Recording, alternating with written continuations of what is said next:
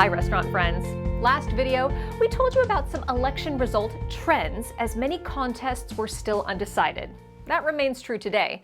But one thing is clear from the election results to date and from those trends. Voters are grumpy and understandably concerned about their pocketbooks. Proposition 32, the effort to continue a nearly 10-year run of annual minimum wage increases, failed, marking the first time in history that California voters rejected a statewide minimum wage hike. Measures to increase local sales taxes appeared on ballots up and down the state, getting a mixed bag of results, with those more narrowed proposals seemingly doing better in voters' minds. For instance, broadly drafted Measure E in the city of San Diego was opposed by the CRA, as it sought to generate $400 million per year for the city's general fund, lacked sufficient taxpayer accountability guardrails, and was permanent. Voters are on course to put a fork in this one too.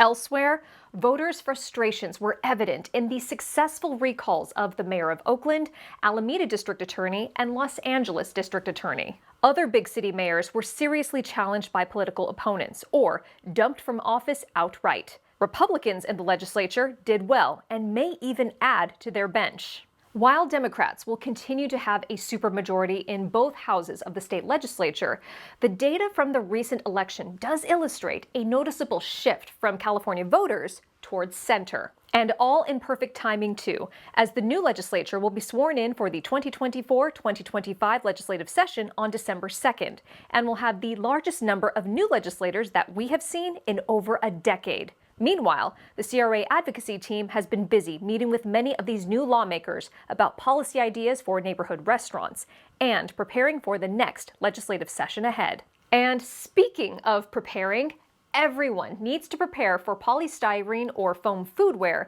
to be prohibited. Under the state's SB 54 regulatory framework, producers of polystyrene packaging have been put on notice that they must demonstrate a 25% recycling rate of all expanded polystyrene beginning January 1st. If those recycling targets are not met, the state will ban the product. Producers of these products have been notifying restaurants that they will not be continuing to produce or sell the material starting January 1st, indicating those required recycling thresholds are not likely to be met. So restaurants should be considering alternatives now. That's it for the news you need to know. Thanks for watching. See you back here next time.